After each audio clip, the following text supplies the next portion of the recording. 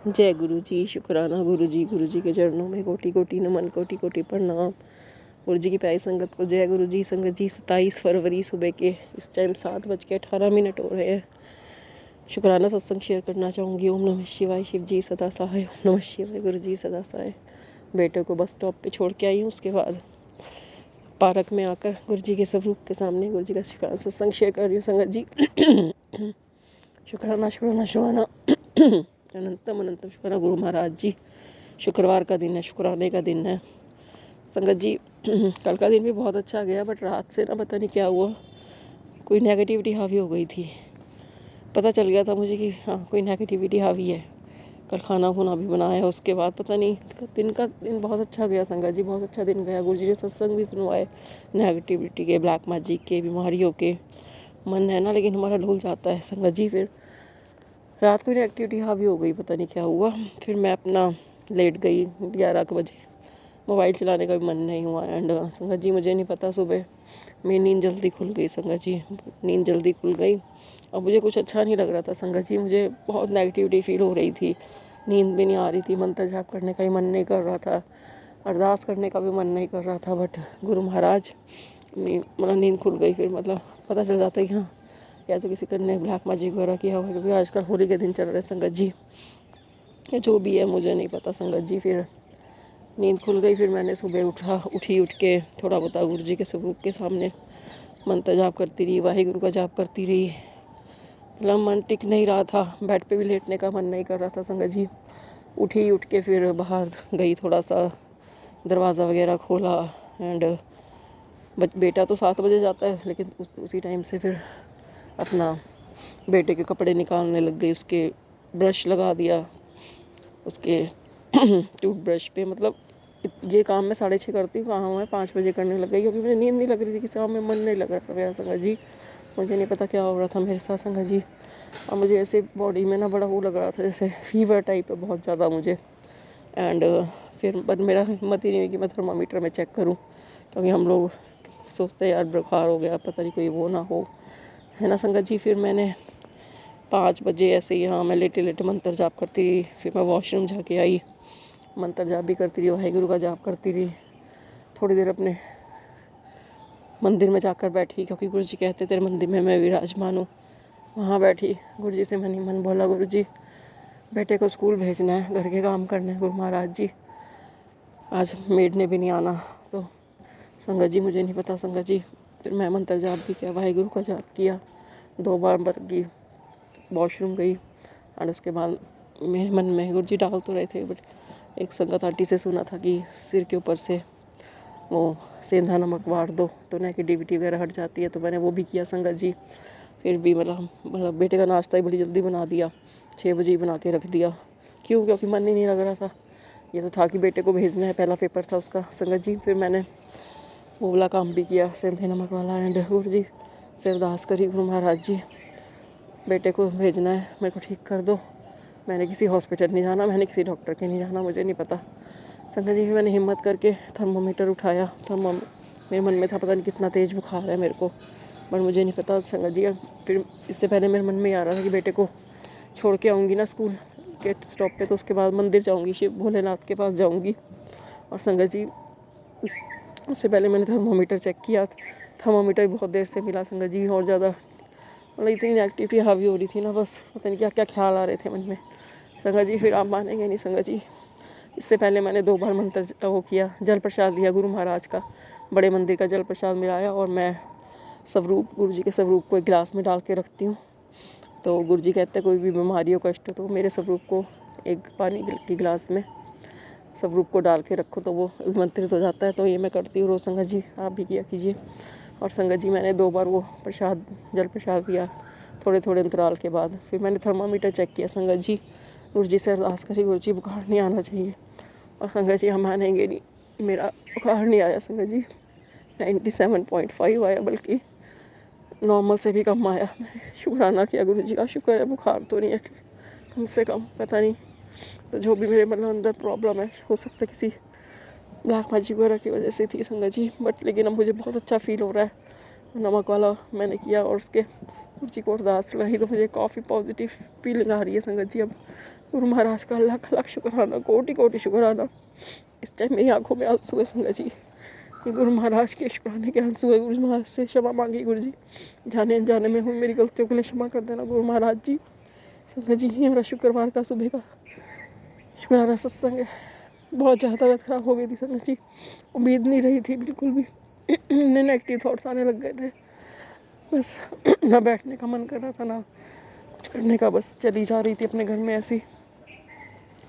ऐसे लग रहा था जैसे उम्मीद छूट गई हो मेरी, बिल्कुल ज़्यादा उम्मीद छूट गई थी। अब क्या होगा मन में गंदे गंदे, क्योंकि गुरु जी पिछले काफ़ी दिनों से कैंसर वगैरह के और स्टोमक इन्फेक्शन, पता नहीं किस किस चीज़ के सत्संग सुनवा रहे हैं पता नहीं। तो संगत जी गुरु महाराज बहुत अच्छे हैं, गुरु महाराज जी से कहने की देर होती है, गुरु महाराज जी हमेशा साथ रहते हैं। अभी भी मैं सत्संग शेयर कर रही तो गुरु महाराज जी कबूतर रूप में मेरे सामने ही विराजमान है। थैंक यू गुरु जी, शुक्राना गुरु जी। और संगत जी परसों गुरु महाराज ने वाइट कबूतर रूप में दर्शन दिए। हम जा रहे थे कहीं पे सत्संग के लिए जा रहे थे परसों, तो बहुत बहुत शुक्राना गुरु महाराज का। बटरफ्लाई रूप में दर्शन देते हैं, कबूतर रूप में दर्शन देते हैं, उसके लिए अनंतम अनंतम अनंतम अनंत शुक्राना। जय गुरु जी, शुक्राना गुरु जी। जय गुरु जी, शुक्राना गुरु जी। मैं अपने सत्संग के स्टार्टिंग मंत्र जाप से करूँगी। ओम नमः शिवाय, शिव जी सदा सहाय। ओम नमः शिवाय, गुरु जी सदा सहाय। जय गुरु जी। गुरु जी मुझे कुछ भी समझ नहीं आ रहा कि मैं क्या करूं, क्योंकि मुझे डर लग रहा है अब तो अपनी ज़िंदगी में। मैं डरी तो पहले भी रहती थी जब से मेरी शादी हुई है, क्योंकि मेरा हस्बैंड अंकल मारने के लिए मारता था, पैसों के लिए भी बहुत टॉर्चर करता था। लेकिन गुरुजी अब तो ये तांत्रिक क्रियाएं कर रहे हैं। तो गुरुजी अगर मेरी ज़िंदगी इस तरीके से चलती रही तो मेरा फिर क्या होगा मालिक। प्लीज़ गुरुजी मेरी ज़िंदगी को बचा लो। ये लोग कब तक गुरुजी तांत्रिक क्रियाएं करते रहेंगे, इन लोगों को सद्बुद्धि कब मिलेगी। उधर से गुरुजी मेरा हस्बैंड अंकल तो अभी आप गुरुजी मैंने सत्संग शेयर किया था तो आपने कहा था कि वो तुझे मारने की साजिश कर रहा है। वो तो मुझे पता है गुरुजी, मेरा हस्बैंड अंकल ना उस लड़की के प्यार में पागल हो चुका है, दिन रात उसके साथ लगा रहता है, और मैं कुछ पूछ लूँ तो फिर मारने के लिए आ जाता है मेरे को। तो गुरुजी मेरे हस्बैंड अंकल जो है उसके साथ उसका सिलसिला कब ख़त्म होगा। गुरुजी आप तो कुछ भी कर सकते हो ना, तो गुरुजी फिर कुछ ऐसा हिसाब करो ना कि उनके साथ, उस औरत के साथ मेरे हस्बैंड अंकल की बातें ख़त्म हो जाए। क्योंकि गुरुजी इस वजह से ना मेरा हस्बैंड अंकल ऑफिस भी नहीं जाता, सारा दिन घर पड़ा रहता है। क्योंकि घर होगा तो उस औरत के साथ वीडियो कॉल भी करके बातें करेगा, ऑफिस जाएगा तो उसके साथ सिर्फ मैसेज से बात कर सकता है, वीडियो कॉल नहीं कर सकता। मेरा हस्बैंड अंकल गुरुजी आपको पता ही है बहुत ज़्यादा चालाक है। मुझे कहता है कि जहाँ तेरी सोच ख़त्म होती है ना वहाँ मेरी सोच शुरू होती है। मैंने कहा ठीक है मुझे पता है, क्योंकि वो डिलीट मार देते हैं ना हर चीज़ को ताकि मुझे पता ना लगे। लोकेशन पूछता है मेरे से कहाँ पहुँच गई है, चीख चिल्ला के। मैंने कहा क्या करना है तेरे को, वो इसलिए पूछता है ताकि जब पता लग जाएगा कि ये आने वाली है तो मैं फटाफट से सारी बातें बंद कर दूंगा उसके साथ।